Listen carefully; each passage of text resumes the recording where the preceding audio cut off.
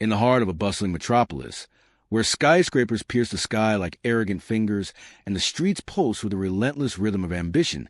A single act of cruelty was about to unravel a tapestry of fate that no one could foresee. Picture this. A cold autumn evening, rain-slicked sidewalks reflecting the neon glow of luxury storefronts, and amid the hurried crowd, a young orphan named Eli huddled in a shadowed alley, his threadbare coat doing little to ward off the chill. With wide eyes that held the weight of lost dreams, he extended a trembling hand, whispering pleas for spare change to indifferent passers-by.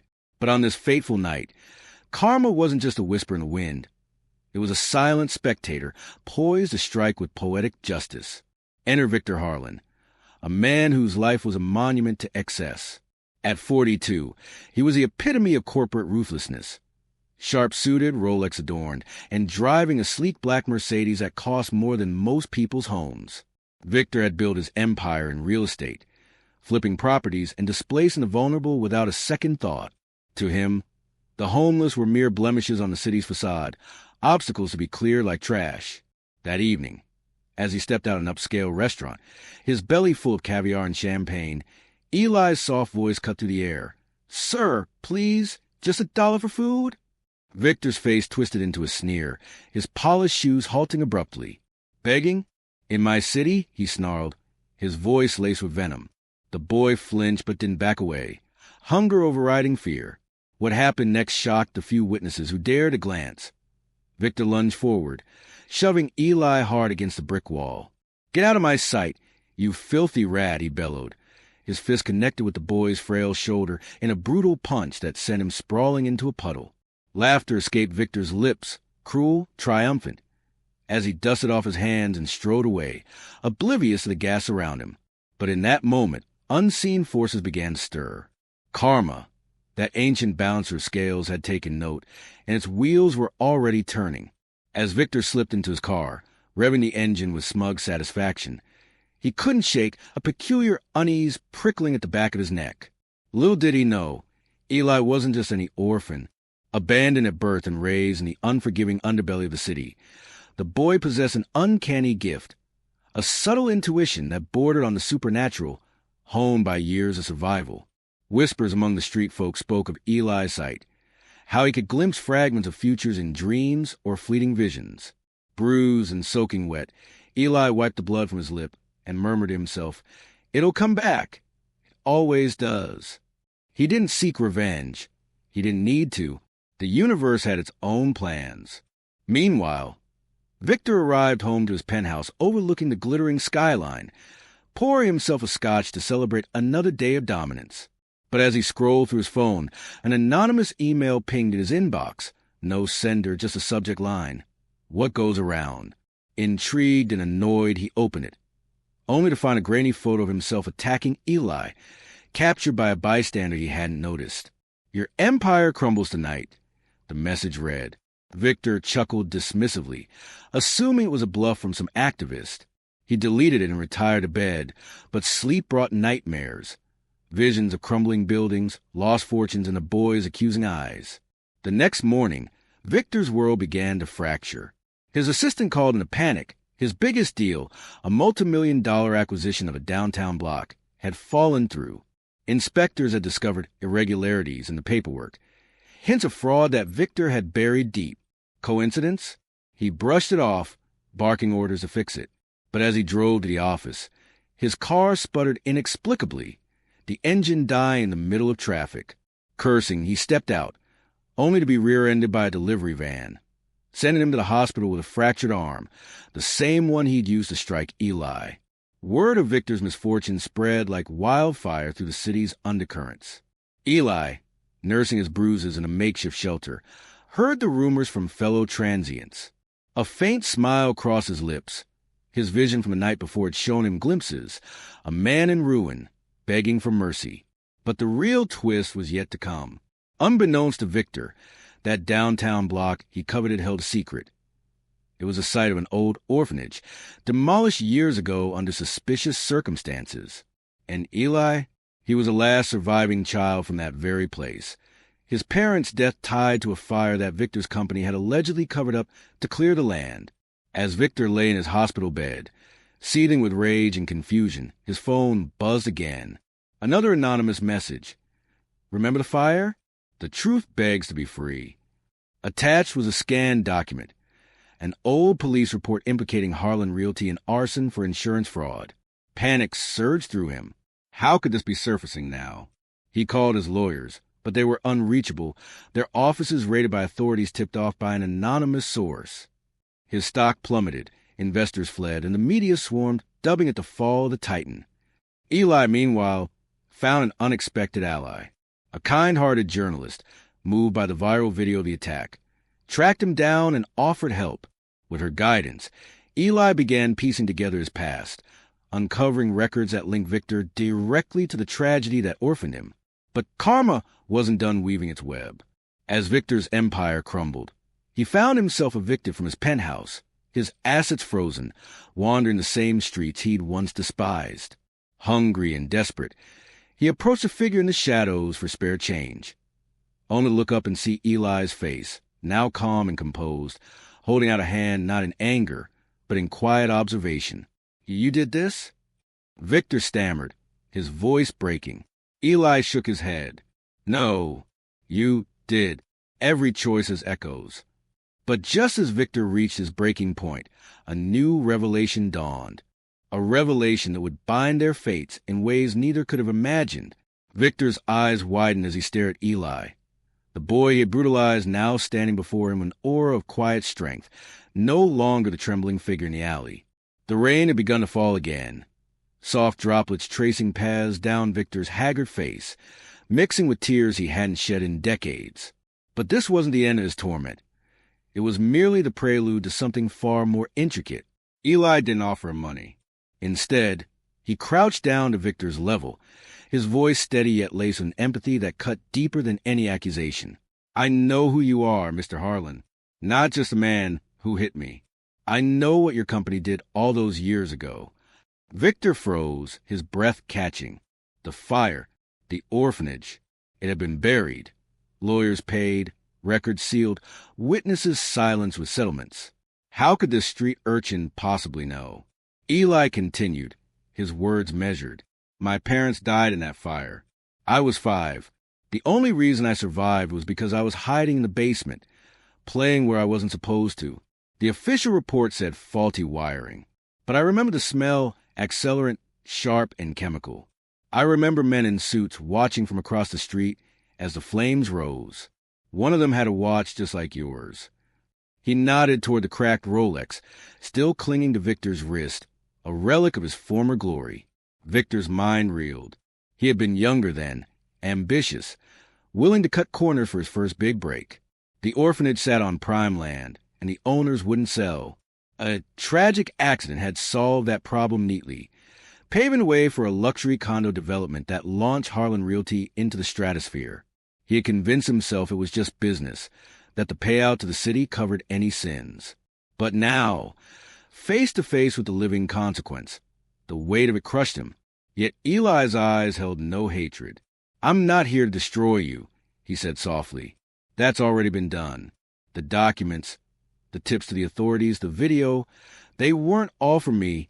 Some were from people inside your own company, people who grew tired of carrying your secrets." It turned out Victor's downfall wasn't orchestrated by a single vengeful boy, but by a chorus of consciences finally awakened. His former assistant, haunted by years of covering up shady deals, had been the anonymous source. The journalist who helped Eli was only one piece of a larger puzzle.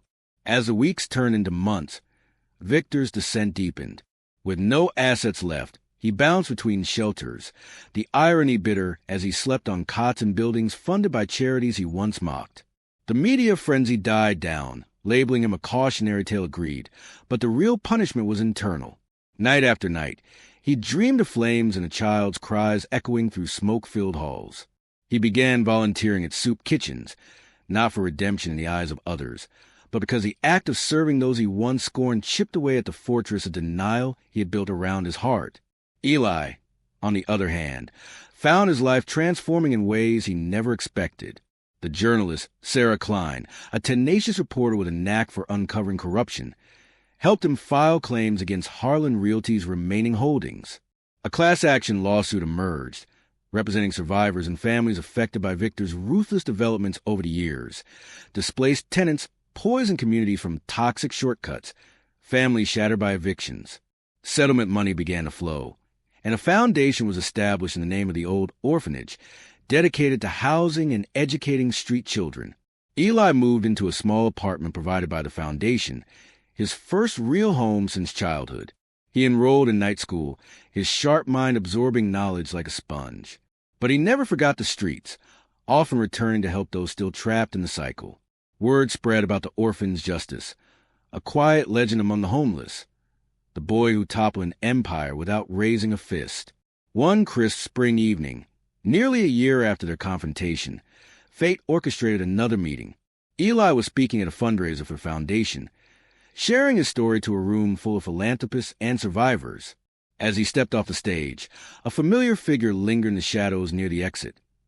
Victor, thinner now, dressed in clean but simple clothes, his once arrogant posture replaced by a humble stoop. "I wasn't sure you want to see me," Victor said, his voice barely above a whisper as Eli approached.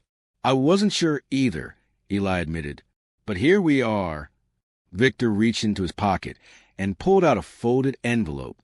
"I've been working odd jobs. Construction, mostly. Ironic, isn't it? Building things instead of tearing them down. This isn't much, but it's honest." He handed it over, a check for $5,000, every penny he'd saved. Eli looked at it, then back at Victor.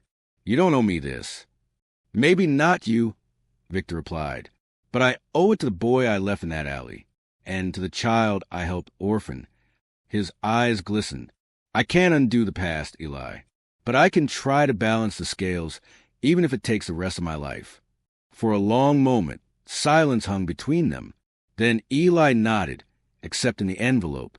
"Redemption isn't a destination, Mr. Harlan. It's a path. Walk it with me, not behind me." From that night forward, Victor became a quiet fixture at the foundation. He mentored at-risk youth, sharing his cautionary tale in schools and shelters. He and Eli developed an uneasy but profound bond, mentor and mentee, perpetrator and survivor, two sides of the same scarred coin. Together, they lobbied for stricter regulations on urban development, testifying before city councils about the human cost of unchecked greed. Yet the story didn't wrap neatly with forgiveness and harmony. Shadows lingered. Victor still woke some nights in cold sweat, haunted by what he'd done. Eli, despite his success, carried scars both physical and emotional, moments of doubt when the weight of survival threatened to pull him under. And the city itself, that sprawling beast of concrete and ambition, continued to chew up the vulnerable, demanding constant vigilance. As the years unfolded, the foundation grew, opening new homes and programs across the metropolis. Eli, now in his mid-20s, became its director, his intuitive gift evolving into a keen sense for reading people and situations, a skill that helped him navigate boardrooms and back alleys with equal finesse. Victor, graying but resolute, served as an advisor, his business acumen redirected toward ethical rebuilding. One day, while reviewing plans for a new community center on the very site where the orphanage once stood, Eli uncovered an old box buried in the foundation during excavation. Inside were charred remnants, a child's drawing of family, a locket with a faded photo, and a journal, his mother's journal, miraculously preserved in a metal tin. Reading her words, filled with hope and love despite hardship, brought Eli to his knees. Victor found in their hours later, dust-covered and tear-streaked. Without a word, he sat beside him, offering silent companionship. In that moment, amid the ruins of the past, they both understood that karma wasn't merely punishment or reward. It was the intricate weaving of actions and consequences, pain and healing, destruction and rebirth. But even as the new center rose from the ashes, whispers began to circulate through the city's underbelly. A new developer, younger and more ruthless than Victor had ever been, eyed the surrounding blocks with hungry ambition. History, it seemed, had a habit of echoing, and the cycle threatened to begin anew. Eli sensed at first that familiar prickle of foresight, visions flickering in his dreams of towering shadows and displaced souls. When he confided in Victor, the older man's face hardened with determination. "We stop it," he said simply, "this time before it starts." Together, they rallied allies, journalists like Sarah, reformed insiders, community activists. Investigations began quietly, documents gathered, patterns uncovered. The new threat was cunning, backed by powerful connections, but Eli and Victor had something stronger: the unyielding force of lived experience and the quiet power of those who had nothing left to lose. As they delved deeper, they discovered links that chilled them to the bone. Subtle ties back to Harlan Realty's old partners, ghosts of Victor's past refusing to stay buried. The battle ahead promised to be fiercer than any before, testing their fragile alliance and the very notion of redemption. Late one night, poring over files in the Foundation's office, Eli looked up at Victor with a mixture of resolve and trepidation. "Do you think it ever truly ends?" he asked. "The greed, the cruelty, the need to fight it?" Victor met his gaze, the weight of decades in his eyes. "No," he admitted, "but that's why we keep going. Because someone has to stand in the way." Outside, the city lights flickered on, a million stories unfolding in the darkness. And in that small office, two men, one who had fallen, one who had risen, prepared for the next chapter, knowing that karma's watch was eternal, its scales forever in motion.